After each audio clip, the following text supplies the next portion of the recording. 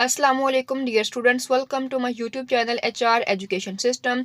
Students English language course में आज हमारा लेक्चर नंबर 120 है। टॉपिक है ऐसे our education system. Students lecture start करने से पहले मेरी आप लोगों से रिक्वेस्ट है कि प्लीज़ मेरे चैनल को सब्सक्राइब करें एंड बेल आइकन का बटन ज़रूर दबाएं ताकि हर आने वाली वीडियो की नोटिफिकेशन आप लोग को मिल सके एंड वीडियोज़ को शेयर करें एंड लाइक करें एंड स्टार्ट करते हैं आज का लेक्चर।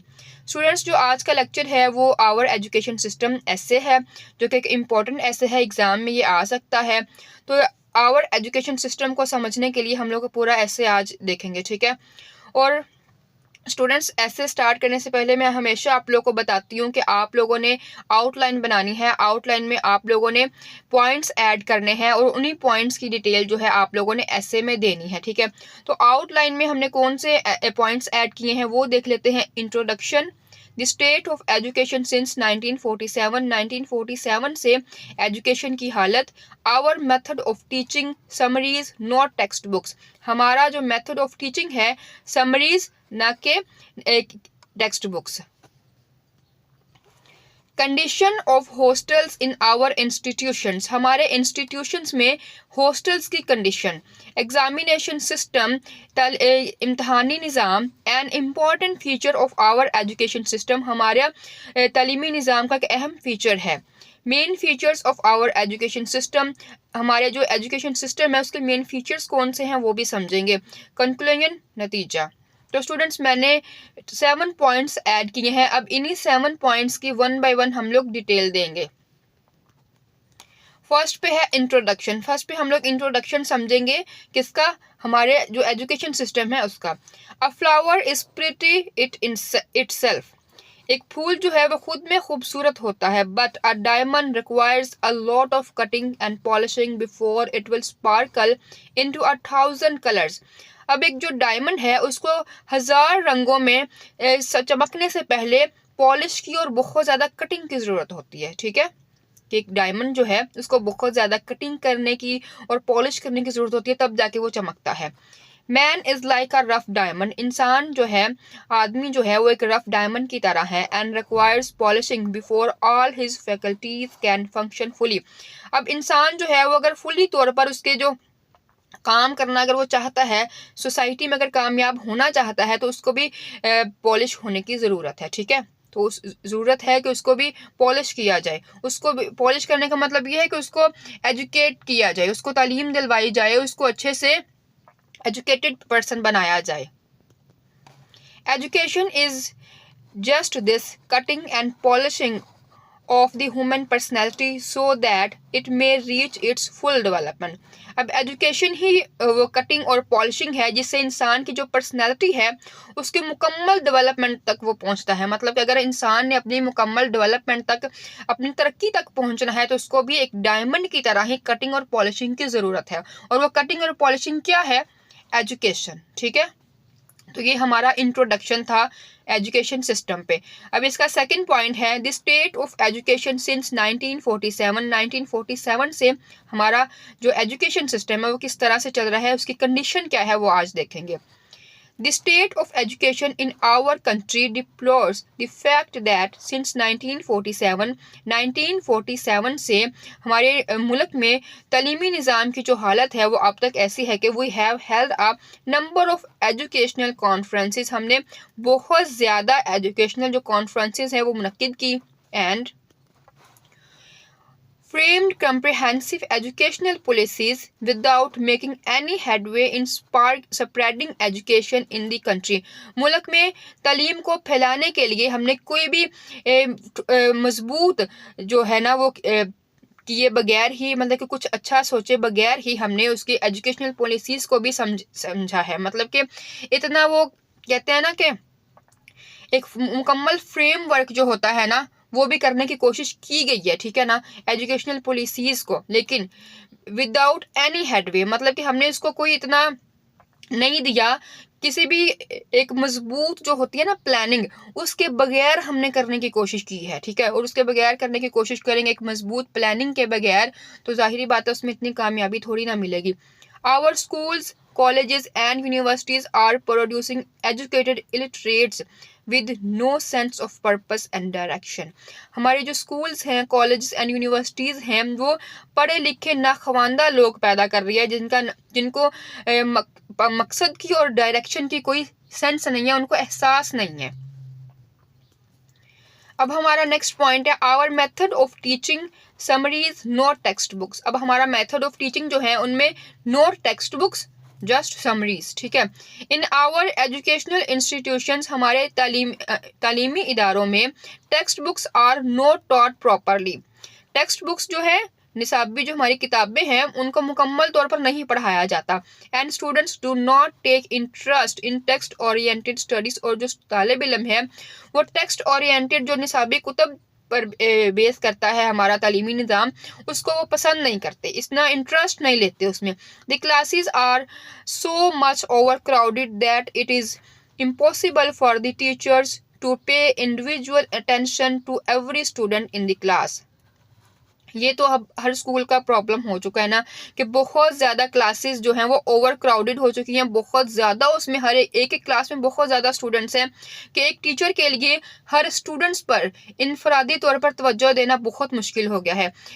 ऐसा ही है कि अगर बहुत ज़्यादा क्लास बड़ी है, उसमें स्टूडेंट्स बहुत ज़्यादा हैं, तो जो टीचर है वो हर स्टूडेंट पे इंडिविजुअली अटेंशन नहीं पे कर सकेगा, ठीक है। तो फिर इस तरह से हर स्टूडेंट्स जो है वो इतनी तरक्की भी नहीं कर सकता। सो इसीलिए students take interest in summaries only. Students जो है वो जस्ट क्लासों में ही इंटरेस्ट लेते हैं। अब इसका क्या मतलब है, वो ये है कि जो हमारी की बुक्स होती हैं, गाइड्स वगैरह होती हैं, स्टूडेंट्स जो है वो उन्हीं को रट्टा लगाते हैं, उनको जल्दी जल्दी उनके क्वेश्चंस के आंसर देखे, उनको पढ़ा, और इसी तरह से बस सिस्टम चलता रहता है। मीन्स दैट कि इतना जो इंटरेस्ट होता है ना स्टडी में, समझ के पढ़ने वाला, उसको टीचर्स जिस तरह से अटेंशन दे तो फिर वो ज़्यादा बेस्ट है। नेक्स्ट पॉइंट है इसका, condition of hostels in our institutions. हमारे इंस्टीट्यूशंस में हॉस्टल्स की हालत। Hostels in our educational institutions are veritable arsenals. हमारे जो हॉस्टल्स हैं तालीमी हमारे इदारों में, वो एक हथियार हैं, ठीक है, एक मजबूत किस्म के हथियार हैं। And students leaders abominable terrorist. अब जो स्टूडेंट्स लीडर्स हैं वो एक तरह के टेररिस्ट हैं। Students neglect their studies. Students अपनी स्टडी से दूर भागते हैं। And try to secure degrees through violence, intimidation and corruption. Corruption, violence, तशद्दुद के ज़रिए वो अपनी डिग्रीज को हासिल करने की कोशिश करते हैं। नेक्स्ट पॉइंट है examination system an important feature of our education system. अब जो हमारा इम्तिहानी निज़ाम है वो भी हमारे तालीमी सिस्टम का एक अहम फीचर है। Our examination system, which is an important part of our education system, is a mechanical means of judgment. हमारा इम्तिहानी निज़ाम जो कि हमारे तालीमी निज़ाम का एक अहम हिस्सा है, इज़ अ मैकेनिकल मीन्स। ये एक मैकेनिकल, इसका मतलब ये है कि ये जजमेंट का एक मैकेनिकल ज़रिया है, ठीक है, कि हमारा जो तालीमी निज़ाम के अंदर हमारा इम्तिहानी निज़ाम चल रहा है वो एक जजमेंट का मैकेनिकल मीन्स है। And the students who are born with natural gifts suffer in it. और जो तालिब इल्म कुदरती सलाहियतों के साथ जिन्हें ताला बहुत ज़्यादा सलाहियतें देते हैं, वो इसका शिकार हो जाते हैं। These students are forced to solve certain questions within a limited time while facing the sharp and penetrating looks of the invigilators. Students बहुत ज़्यादा तेज़ इन्विजिलेटर्स की नज़र में को उनको सामना करना पड़ता है, जिसमें उन्हें बहुत ज़्यादा ही लिमिटेड टाइम के अंदर कुछ ख़ास क्वेश्चंस को हल करने के लिए मजबूर किया जाता है। मींस दैट कि इन्विजिलेटर्स की निगरानी में स्टूडेंट्स को एक मखसूस टाइम के अंदर चंद क्वेश्चंस को सोल्व करने का कहा जाता है। So they can not answer the questions to their satisfaction in a confident manner. इसीलिए वो अपने कॉन्फिडेंट मैनर से मुतमिन होकर क्वेश्चंस का आंसर नहीं दे सकते। अब ये बात ऐसे ही है कि फिक्स टाइम होता है, उसके अंदर क्वेश्चंस को सॉल्व करना होता है, ठीक है। अब उन क्वेश्चंस अगर स्टूडेंट्स बहुत ज़्यादा टाइम से काम करता है तो वो जिसको टाइम फिक्स मिला है वो उसमें उतना काम नहीं कर सकेगा, क्योंकि उसको ज़्यादा टाइम लगा के काम करने की आदत है। तो जब उसको फिक्स टाइम में काम करने को दिया जाएगा तो वो बड़ा ही उसको टेंशन होगी इस काम को, ठीक है ना। और उसको वो ज़्यादा जो काम बेस्ट वे में कर सकता था वो नहीं कर सकेगा, क्योंकि उसको टाइम फिक्स दिया गया है। और टाइम फिक्स में पेपर को पूरा करने के लिए वो जल्दी जल्दी हाथ भी चलाएगा और हो सकता है वो बहुत ज़्यादा मिस्टेक भी करे, इसलिए वो कॉन्फिडेंट मैनर से काम नहीं कर सकता। नेक्स्ट है main features of our education system, हमारे तालीमी निज़ाम के main features. The success in the examination largely depends on the cramming of certain selected questions. Exam में बहुत ज़्यादा कामयाबी का इन्हिसार जो है वो एक सिलेक्टेड क्वेश्चंस के गिर्द घूमता है, ठीक है।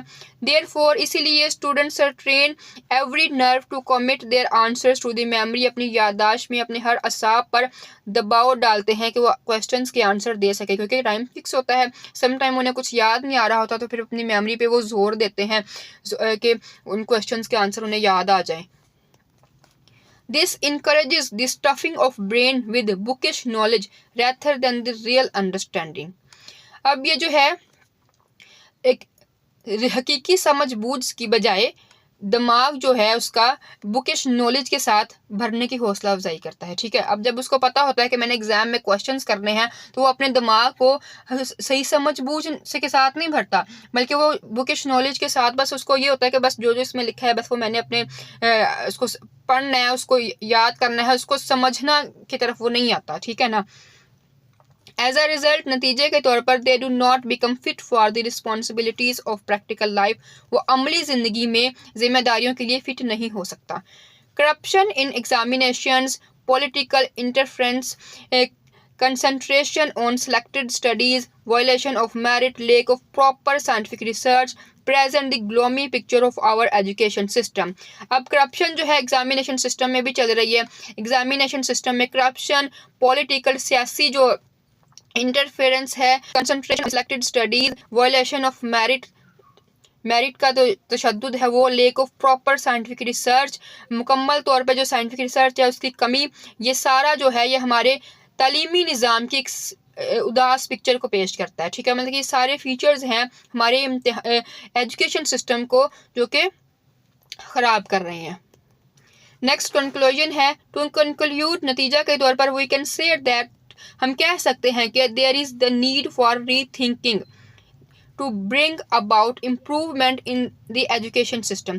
एजुकेशन सिस्टम में बेहतरी लाने के लिए हमें दोबारा सोचने की ज़रूरत है।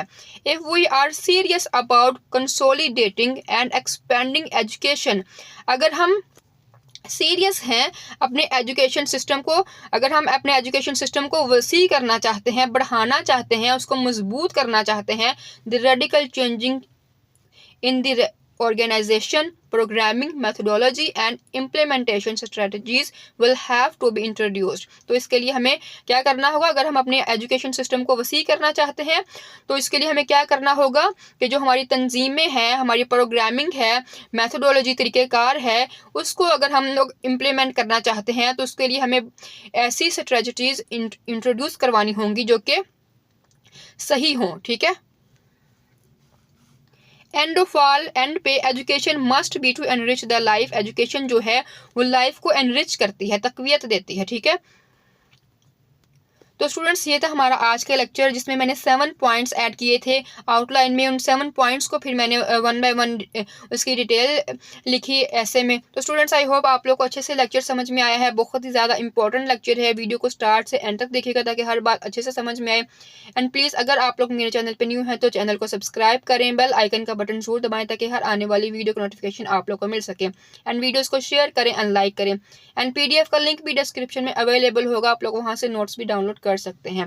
And thank you so much. Allah Hafiz.